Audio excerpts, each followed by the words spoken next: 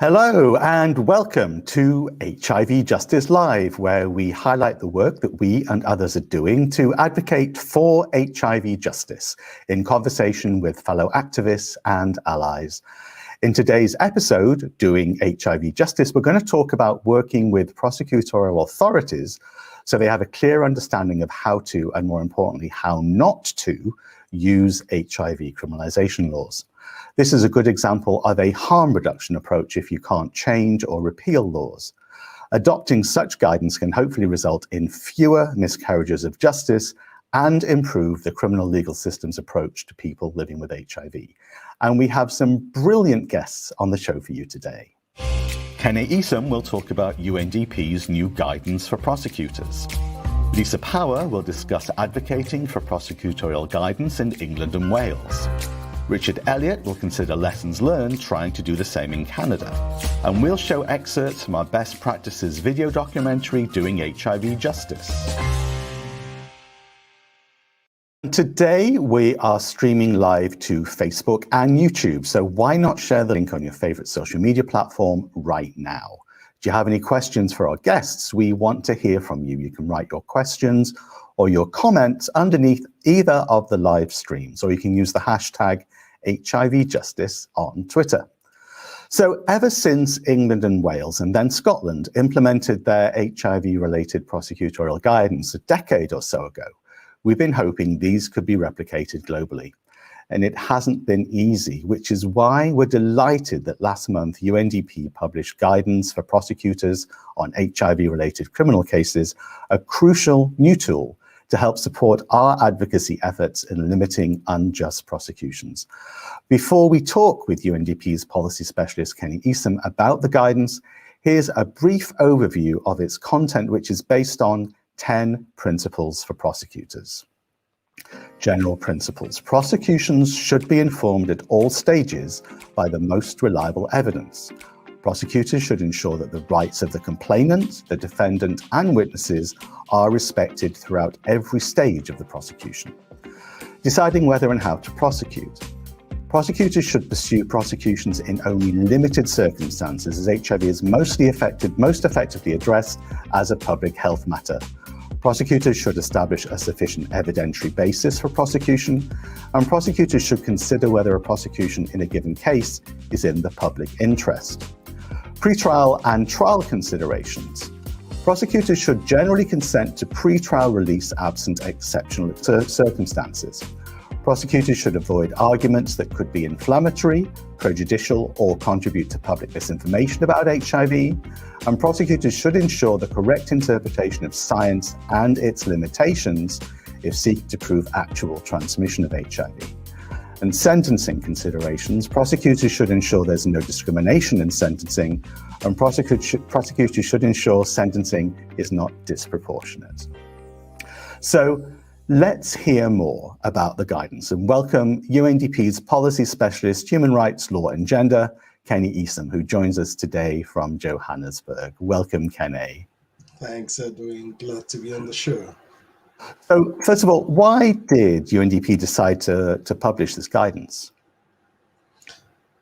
So prosecutors play a very important role when it comes to criminal cases in which HIV is an issue.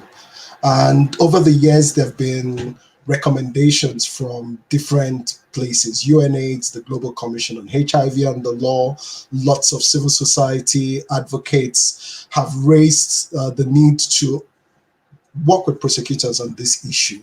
UNDP has typically worked with other actors, judges, law enforcement, and in 2018, coming out of the supplement of the Global Commission on HIV, there was an express request to have a guidance focused at prosecutorial authorities. So that's why we did it. Yeah, I mean, and it actually took some time to develop the guidance. What was the process like? So as with a process like this, prosecution and prosecutorial authorities differ across the world because there are various legal systems. So it was important that we undertook a process that allowed us listen and learn from the experiences and what the practices across these regions are. And so The process started with a literature review, looking at what was out there, and then a series of consultations, including focus group discussions, interviews with different actors from within the criminal justice systems across the globe and in many regions and countries, as well as a questionnaire online that went out in 4 languages and had respondents from over 20 countries asking different questions around this issue. And so over 18 to 24 months period, we were able to pull this together.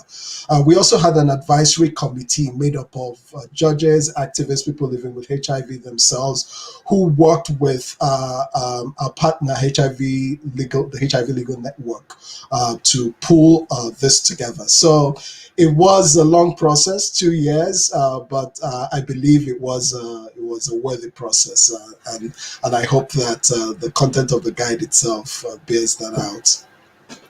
Yeah, I agree. It was definitely worth the wait, Kene. So obviously, I have my own ideas about this, but I'm interested in hearing what UNDP thinks could actually be achieved with this guidance. Well, there's quite a lot we hope could be achieved with this. On the one hand, we think that this is a key resource for engaging prosecutors in using language, using processes, using principles that many of them are already familiar with using in their jurisdictions. We also think that this would be a useful tool for activists, for communities of people living with HIV who understand the impact of HIV criminalization laws, have often needed to engage with stakeholders in their countries, prosecutors, maybe judges, maybe public defenders, but have lacked a specific tool that speaks to that context. So we hope that this will be a resource that these various actors and players can use to the same aim of limiting unjust prosecutions, limiting miscarriage of justice, which we have seen very rampant with the use of HIV criminalization laws. So ultimately, we want to see a decrease in prosecutions with HIV as a matter of prosecutions of people living with HIV, and hopefully one day to not have to talk about this at all because it will be in the past. Well, yes, let's hope for that. But it is quite a long way from publishing guidance from paper to actually putting these into practice. And obviously that's what the subject of this HIV Justice Live is primarily about. But what's UNDP going to do next in terms of getting the guidance out there in different languages, for example? Yeah, so the guidance is out in English, and very soon will be published in French and Russian, and we plan to have it out in other languages as well. So for people listening and think in their region, maybe a collective of countries use a particular language and it will be good to have that, please reach out and we will work with you towards that. So having the guidance in languages that prosecutors can actually use is one key step. And then working with different stakeholders. One of the beautiful things about the long process that this took was that it also helped us build partnerships with different constituencies, different organizations, such as the HIV Justice Network, but also others who we haven't typically worked on this issue with, the International Association of Prosecutors for one. And that process has opened the door to continue the work of dissemination and implementation. So to start off, we hope to be working with you guys and others to look at the countries that have had the most HIV-related prosecutions and begin to dig into those places. And that's why the focus on working in languages that are used in those contexts, working with stakeholders, working with activists and partners who understand those contexts, encouraging relationship building with allies in those contexts, because we know that in some of these contexts, there are already prosecutors who are sympathetic to the issues, maybe have a better understanding, and the approach is to work through them to reach others. So those are some of the ways that we hope to do this. And if I may, one of the things that UNDP does is convene government and civil society. That has been instrumental in our work with judges, in our work with law enforcement officials, and we hope to be able to adapt that methodology also as we engage prosecutorial authorities. Yeah, thanks, Kene. So, I mean, we at the HIV Justice, as well as the HIV Justice Network and our HIV Justice Worldwide colleagues, we really look forward to continue to working with you, Kene, and also colleagues at UNDP. So do you have any questions or comments for Kene? Then post them under the live stream on Facebook or YouTube, or use the hashtag HIV Justice on Twitter. But for now, thank you very much, Kene, and we'll see you later for the Q&A. Thank you, Edwin. So one of the things that we at the HIV Justice Network have been doing from the very beginning is to use video to educate and hopefully to entertain. And back in 2012, our first ever documentary was about this very topic, how civil society worked with the Crown Prosecution Service for England and Wales to advocate for and then develop prosecutorial guidelines. The lessons from this 30-minute film are as relevant today, perhaps even more so now we've got global guidance to adapt, than they were back then. So I recommend everybody watches it in full. However, for today's show, we've put together a special 15-minute edit. And right after that, we'll get a chance to catch up with Lisa Power, who's featured in the documentary.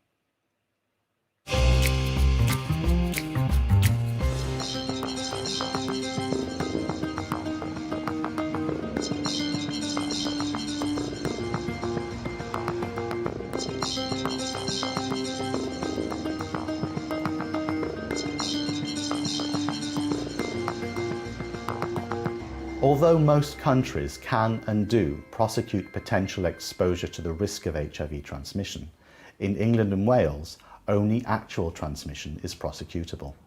The law used is the Offences Against the Person Act of 1861, and the charge is either reckless or intentional grievous bodily harm.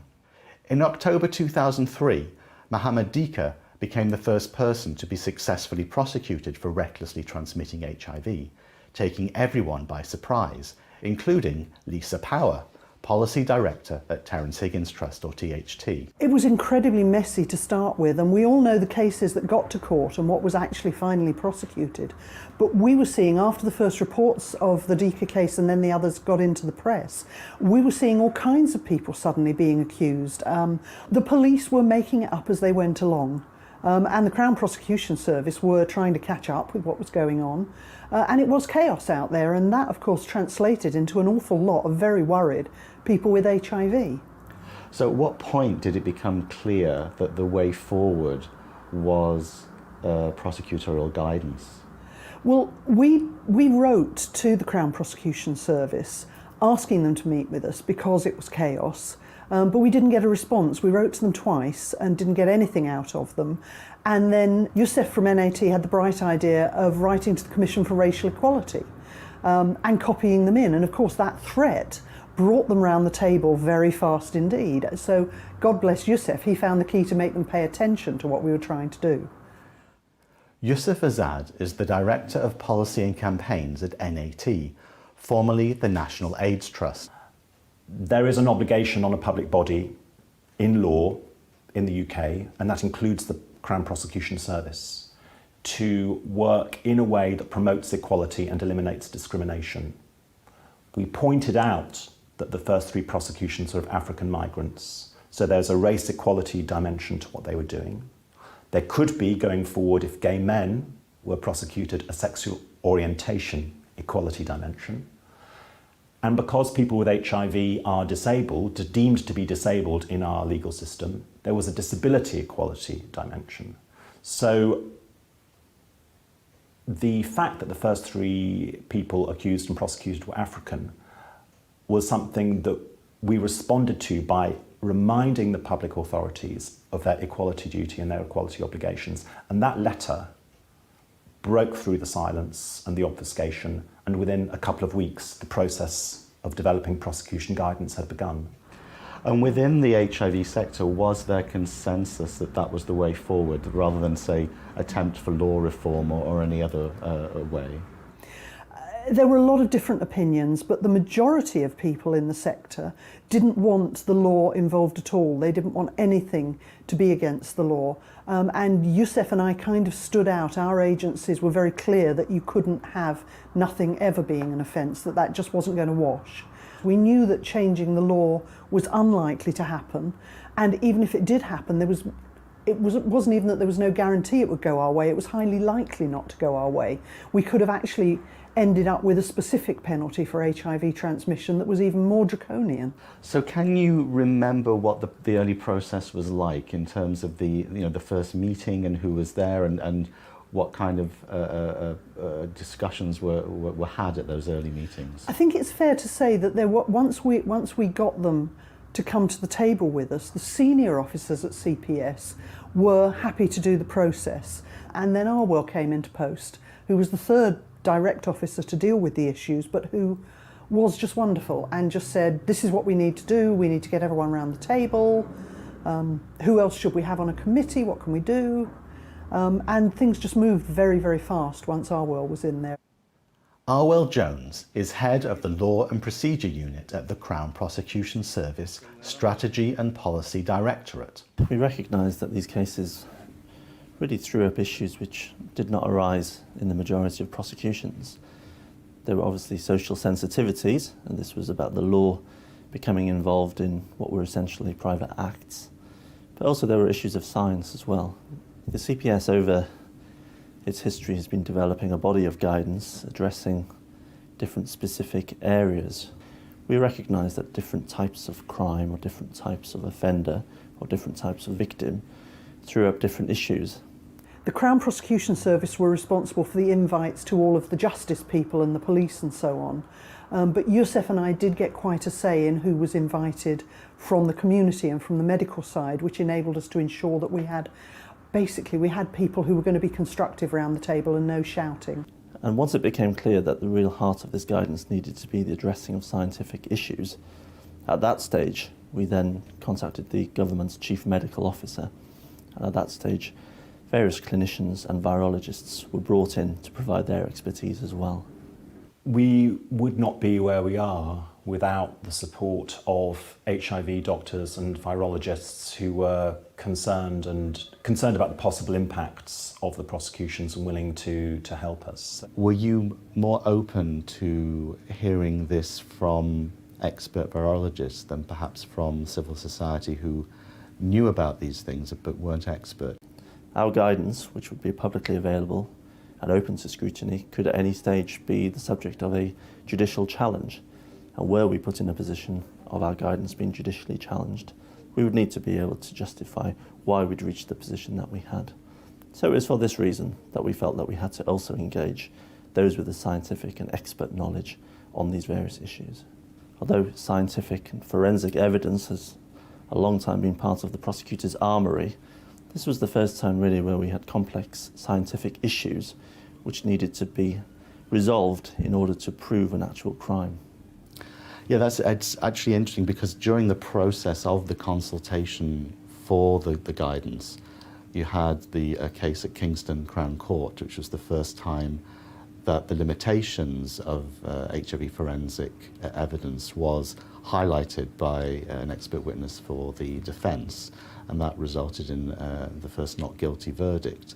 Was it welcomed because it was actually seen to be an intervention of science in a way that you hadn't appreciated before, or were you actually disappointed that previous cases had not highlighted this as an issue?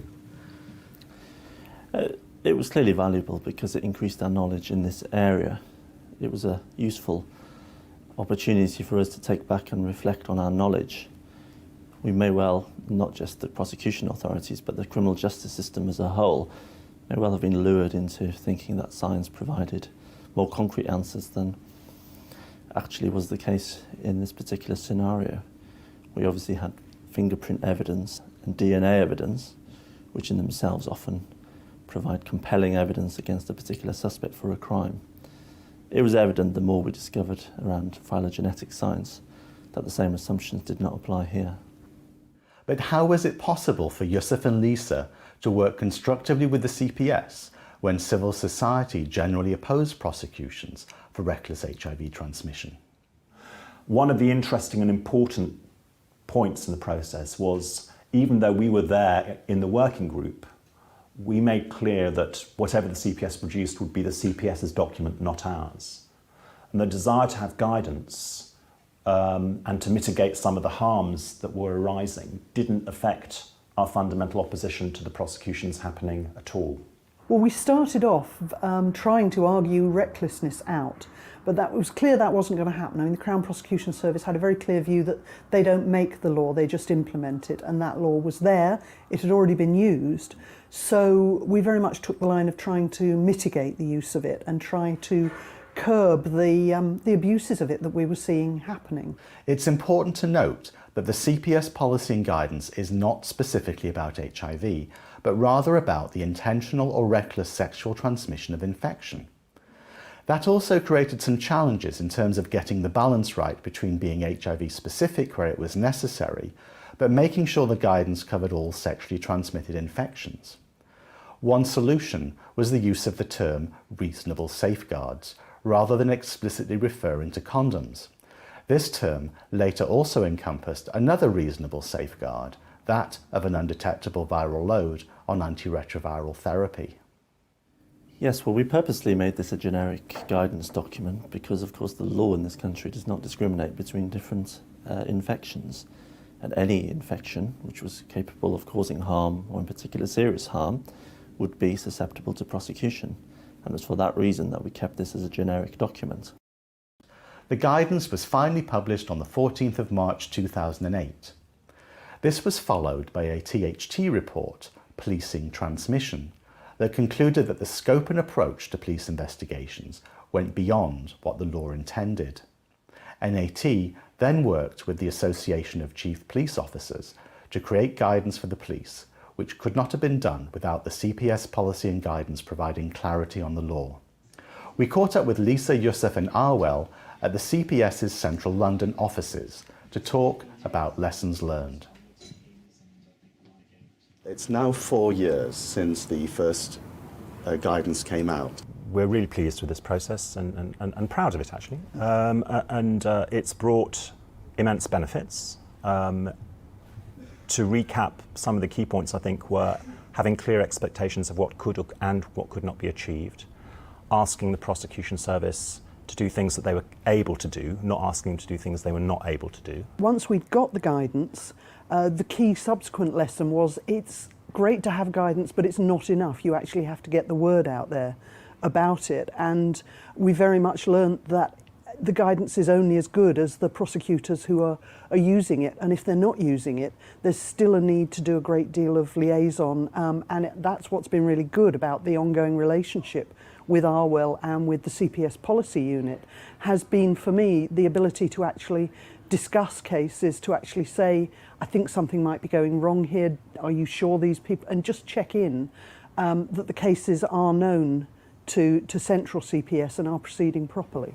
What would you recommend to other prosecutorial authorities who are being approached by the equivalents of Lisa or Youssef around the world? It's the hallmark, really, of a mature and transparent and accountable prosecution service to open up its processes, to show how it goes about its business, how it makes its decisions, and to invite comment and feedback from those who have a stake in that. And so, Lisa and Youssef, conversely, what would you suggest to civil society organisations, people working in the HIV world, who are trying to advocate for guidelines? I don't want to say be nice, but I mean, it's about tone and approach and a recognition that prosecutors have a job to do, and it's an important public service. So the fact that we approach the CPS not all guns blazing and criticising them for doing their job, which is to apply the law, but rather constructively saying there are a lot of unknowns, there are a lot of issues that you may not have thought of because you're not HIV experts, no reason why you should be. We might be able to help you think through some of these. And that was, I think, particularly important. So there's the whole issue of approach and being constructive and offering a solution. Don't be utopian. You're not going to get everything that you want, or it's highly unlikely that you will. Be pragmatic about what the possibilities of the process are. Also, as Youssef says, find the levers, find what will encourage prosecutorial authorities to work with you. Collect the evidence that things aren't working, so that the prosecutorial authorities can see that it's in their own interest to be working with you rather than simply going their own way. And be persistent. If we'd given up after they didn't answer the first couple of letters, nothing would have happened. I mean, it was a long process. It didn't happen anything like overnight.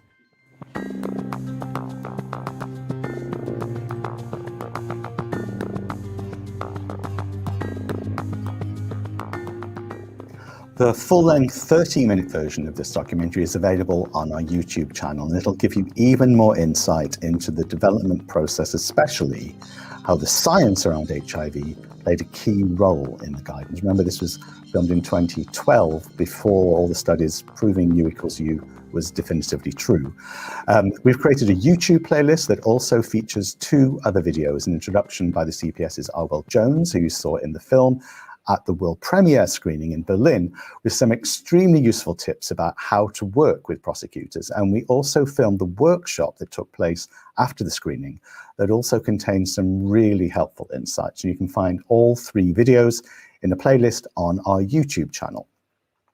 And the film ended quite optimistically, but we all know that happily ever after is something of a myth. So did the guidance really end all unjust prosecutions? And to answer that question and more, I'm delighted to welcome live from Cardiff, Lisa Power. Hi. Hi, Lisa. So welcome. I know it's been a while, but Lisa, I have to ask, what happened after the happy ending we saw in the film? I mean, was it all fine? Were there no more inappropriate investigations and prosecutions? Well, I think, the lesson that I want everyone to take away from this is it's great to have guidelines, but you have to make sure that they're working and that they're being used. What we did was the guidelines were created around 2008. We went back in 2013 and we looked at 13 cases which had gone as far as court and been, where charges have been laid subsequent to the guidelines being created, and looked at whether they had actually been properly implemented or not. And that was a really useful piece of research.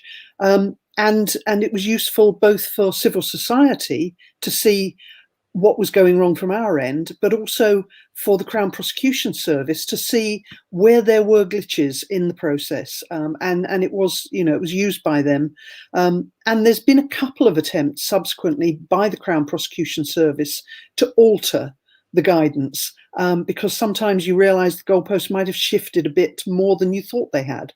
And on at least 2 occasions now, there's been quite a pushback from the Crown Prosecution Service, and it's been really, really important that civil society was still there, was still keeping an eye on cases, and was able to push back when new people who followed in Arwell's footsteps were a little more combative about what they might want to change again about the procedures. So, keep on your toes. Yeah, it's important to remember that people change, both on the HIV civil society side and also the prosecutorial authorities side. But the thing is to keep them accountable. I mean, you gave some absolutely brilliant advice in the film, absolute nuggets. But my favorite was the one where you said, make sure you can find people who are constructive and no shouting. Which I mean, to me, that was all that it summarized really a lot of the problems that I think that advocates are going to face, which is, many of us feel very strongly, very passionately about HIV criminalization. We think of prosecutors as the enemy, and I think it's important that the approach that you and Youssef took was a much more considered, pragmatic one. But how did you persuade the no shouting part of it? I think a couple of things happened. I mean, one was we were polite but pushy. I mean, we didn't give up, and I think that's incredibly important. But you can do that without being aggressive. And I'm afraid what we did do was we rather upset some people on our own side who were excellent people within the movement against HIV criminalisation, but who round that table would certainly have put people's backs up. And you know, we were ruthlessly pragmatic between Youssef and I. We wanted the clinicians in, we wanted it widened to the rest of sexual health, but we also made sure that everyone who came in understood that this was about persuasion and not about, you know, banner waving or anything like that. And you know, not about shouting at people, because they would just have battened down the hatches. I mean, you've got to remember that not only did we have prejudices about the prosecutors had prejudices about us. You know, you have to take both those sides into account in this. Absolutely. Now, the thing is, you know, you were pioneers, you know, before there was UNAIDS guidance, before the Global Commission, before the HIV Justice Network and HIV Justice Worldwide. So, I mean, it was amazing to me to see for example, that you talked about undetectable viral load in a way that was very early on, before U equals U. But there's so much more, of course, in the UNDP guidance. How helpful would it have been if you'd had that guidance, that UNDP guidance? How much would that have fast-tracked the work? It would have been hugely helpful to have that guidance.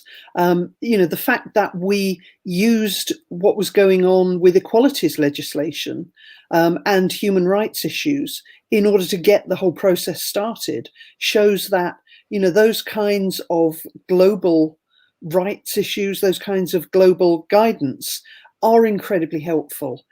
People do pay attention to them within legal systems most of the time. I mean, obviously you do get outliers, but it's extremely important to have that to back you up. And I think it's also extremely important now to make sure that future guidelines take account of the incredible leaps we've had since we were doing that. I mean, we've now got complete acceptance that if you're on HIV treatment, you can't pass it on. All of the issues around treatment as prevention and PrEP and so on, all of these things are new things that need to be taken into account within anything that's done now. So it's good to have guidelines. I think they're going to need to update them regularly if we keep doing this level of scientific advance. Very true. I mean, as always, Lisa, you've been brilliantly insightful, just as you were as the startup chair of our supervisory board, from which you've recently stepped down. And I just want to thank you for being there for me and for the organization, and for your remarkable achievements fighting for HIV justice. I just like interfering with things. But thank you for letting me help you do that. Well, at least you've actually got so many strings to your bow. So what are you up to now? Well, I'm working in Cardiff with a coalition, Fast Track Cardiff and Vale, which is part of the Fast Track Global Network, the first fast track city in Wales, and we're making waves there. But I'm also available for weddings, bar mitzvahs, and if anybody wants me to help them out, helping to construct this kind of stuff in other countries, happy to help. I'm around. I'm trying to retire, but it's not working, so I might as well give up. Do you have any questions, comments, or work for Lisa? Then post them under the live stream on Facebook or YouTube, or use the hashtag HIV Justice on Twitter. Thank you so much, Lisa. We'll see you later for the Q&A, but now we're going to learn a little bit more about you, celebrating some of the things that make Lisa Power, Lisa Power. And as I mentioned earlier, Lisa guided HGN's development as chair of our supervisory board, and supervisory board members are also de facto members of our global advisory panel, the GAP, our international expert group of individuals working on HIV and intersectional criminalization from all over the world. And in each episode of HIV Justice Live, we like to highlight one GAP member. And so today, somewhat belatedly, we feature Lisa. As always, this segment is lovingly hosted by HJN's Partnerships and Governance Coordinator, Julian Howes, who many years ago used to work for London Transport, which is why we call this segment Mind the Gap.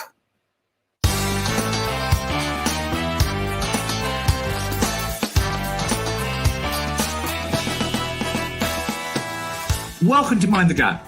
What's your name? Lisa Power. And what are your pronouns, Lisa? I'm she, and frequently that bloody woman. And where in the world are you? I'm in Cymru, in Wales, Cardiff. And what do you do there? I interfere in things. At the moment, I'm helping to make Cardiff the first Welsh fast-track city. And what's your interest in HIV criminalisation? I worked for a long time at Terence Higgins Trust. We used to handle most of the cases of criminal prosecution that came through, and I hated the injustice. And why have you decided to become a member of the Supervisory Board of HIV Justice Network? I'm not sure Edwin Bernard gave me very much choice in the matter. Thank you. Lisa, we asked you to bring along a photo that was important and meant something to you. Here it is. Tell us what's going on here.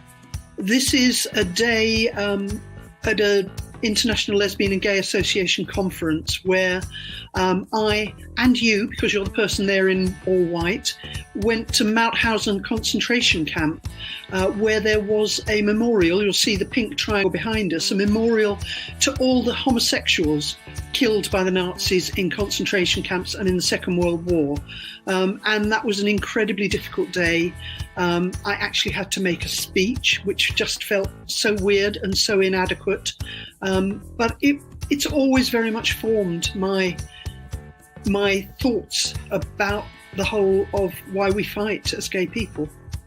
Thank you, Lisa. And now for some final questions. When was the last time you felt really proud about yourself? This week, actually, when somebody that I basically trained as an activist did something incredibly important that's going to alter the way people in the charity sector act around racism as an issue. And I just think the younger generation are bloody brilliant, and I'm glad to have helped any of them on their way. How are you keeping sane in this COVID pandemic? Oh God, gin and good friends. And finally, tell us something about you which probably nobody in the HIV sector knows about you. Well, when I was Secretary General of the International Lesbian and Gay Association, I got to be the first out gay person to speak about lesbian and gay rights at the United Nations in New York in 1991, and it was bloody terrifying. Thank you, Lisa Power, meddler, activist, super lesbian, and all-round powerhouse. Thank you. Thank you for all that you do, Lisa. Although it was a long journey with a number of twists and turns along the way, Lisa and Yusef's experience of advocating for prosecutorial guidance in England and Wales was ultimately successful. And that inspired others working to limit the overly broad use of the criminal law, including in Canada. And to learn about their experience, I'd now like to welcome the Executive Director of our close Canadian HIV Justice Worldwide partner, the HIV Legal Network, Richard Elliott, who joins us live from Toronto. Good morning, Richard. Hi, Edwin. Lovely to be here. So Canada's had some really problematic approaches to HIV criminalization. And it's no wonder you decided to try and replicate that approach. How did that go, though? I mean, what lessons did you learn from those experiences? Well, I would say the results have been mixed. We've been pursuing advocacy on a number of different fronts for a long time to limit HIV criminalization and unjust prosecutions in Canada, which has included many interventions in various court proceedings, trying to make arguments to limit the way, particularly our sexual assault laws are being interpreted, which is the main vehicle that has been used for quite some time to prosecute allegations of HIV non-disclosure. And unlike in England and Wales, there is no requirement to actually prove actual transmission of HIV. There have been mixed results through those efforts, and so we felt that we should open up a new front in the effort to limit HIV criminalization, and that was to try to intervene further upstream. So before cases and prosecutions actually got to the point of people being in court and being prosecuted and then trying to influence things on appeal, we felt that it was worth seeing if we could influence the decisions that were being made by prosecutors at an earlier stage of the process and really head off some of these cases going forward at the pass, if possible. Hence, we launched a campaign in one of our jurisdictions in 2009 to get prosecutorial guidelines in place, and that was quite a journey. And that journey, well, I mean, I know one of your colleagues, Ryan Peck, traveled through Ontario, trying to educate all the HIV service providers about why guidelines actually was the right approach, because I think there was a lot of concern that this actually might be teaching prosecutors how to prosecute people with HIV. How did you manage to persuade the communities that this was the right approach? Well, I think that it was important for us to go through a process of educating communities. And there was an entire coalition that was ultimately formed across the province of Ontario to explore what would be the potential value of having such guidance in place for prosecutors. As you said at the beginning, it is an exercise in harm reduction.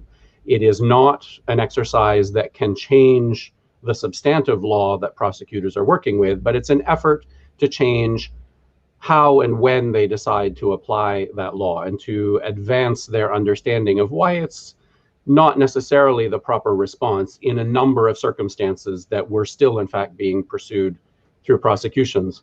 And it's important to note that we began that exercise in earnest, in part after the first wave of advocacy had succeeded in getting the Attorney General of the province at the time to, first of all, withdraw an intervention that they were making in front of our Supreme Court of Canada that was quite problematic in support of a broad scope of the criminal law, and also a commitment that was made at that political level by the Attorney General to actually develop some guidance. And so we said, okay, right, we have thoughts about what such guidance might say or should say. And so we undertook collectively this province-wide consultation and presented a draft of what we thought should go into such guidance.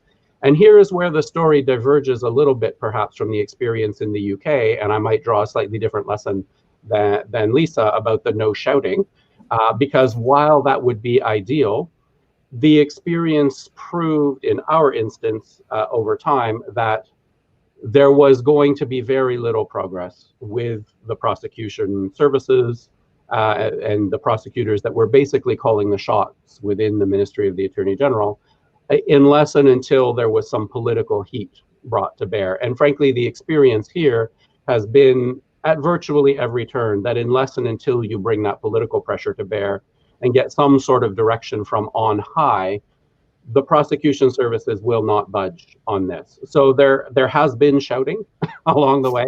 And while that's not necessarily where we started and where ideally we would not have ended up, that actually proved to be a necessary part of the advocacy mix to get where we are. And still at that point, I would say we have mixed results with different outcomes in some different jurisdictions here, some better than others. Yes, I mean, you actually do have a sort of a federal directive now that at least is showing some positive direction. Yes, we do. There's clear policy in 3 jurisdictions, 2 provinces, and at our federal level. And that reflects, because we are a federal jurisdiction, that it is the Federal Prosecution Service that actually handles these prosecutions in a number of jurisdictions, but not in the most of the jurisdictions and not in the ones where most people live. So we did very successfully engage with our federal Attorney General to have quite a useful discussion of the issue, and a study that our Federal Justice Department did that provided the basis then for the Federal Attorney General eventually issuing a directive to the Federal Public Prosecution Service, which is a power that she has under the relevant legislation. And the Public Prosecution Service would not have taken that step on its own. In fact, we got no response out of the Public Prosecution Service, despite efforts to engage. But ultimately, the minister was willing to issue a directive to the Federal Prosecution Service to say, you shall not prosecute in cases where someone has a suppressed viral load, and you shall generally not prosecute in cases of alleged non-disclosure, where someone is on treatment, for example, or when someone has used a condom, because the legal test that applies in our jurisdiction is not likely to be met for triggering a prosecution in those cases. And that's pretty much the high watermark at this point in terms of what we've achieved in terms of prosecutorial policy in this country. So it's definitely an important step forward, and we saw that it had an immediate impact in one case very shortly after the directive was adopted in a jurisdiction in which it applies. But it has proven a challenge since then to get other jurisdictions to rise to that particular bar, even though we have been encouraging them to do so. So you've had a lot of experience fighting HIV criminalization on many fronts. And in fact, you and your colleagues, Nzioka Kene, developed the guidance for UNDP. So you're very familiar with its content. So how do you imagine this could be adapted to something that's got local relevance? I think there are a few things to take into account. The first is that you need to figure out in your jurisdiction, who is it or which body is it that has authority in your legal system to actually issue or adopt some sort of policy or guidance or directive that would influence or govern the conduct of prosecutors in individual cases. So you need to know who the key decision maker is that you need to engage.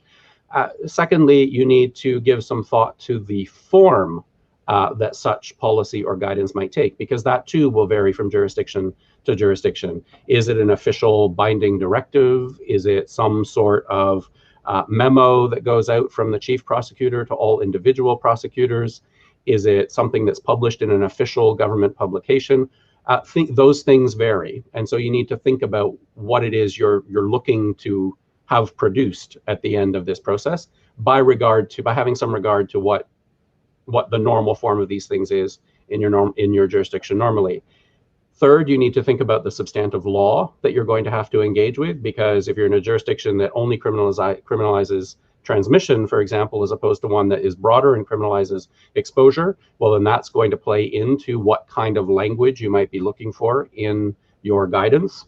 And here, I think the UNDP resource is relevant to you in many respects, regardless of the substantive law, but you do need to tailor it and customize it.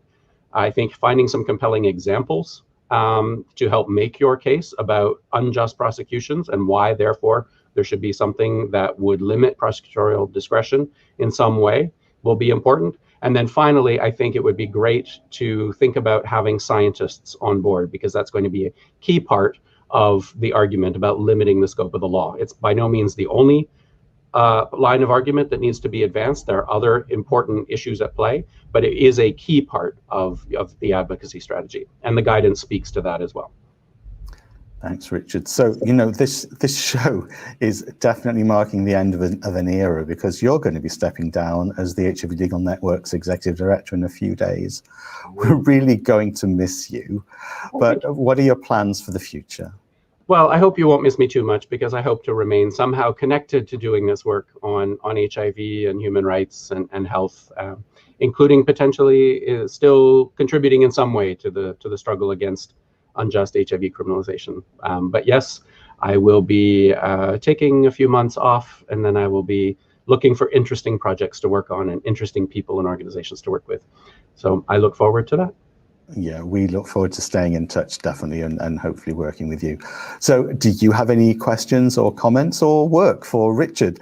Then post them under the live stream on Facebook or YouTube, or use the hashtag HIV Justice on Twitter. Thanks so much, Richard. But stay with us for the Q&A, because I'm now going to invite back Lisa and Kene, and also welcome HGN's communication coordinator, Dennis Nzioka, who's been monitoring our social media channels. Hi. So Dennis, what's been going on Facebook, YouTube, and Twitter? Quite interesting.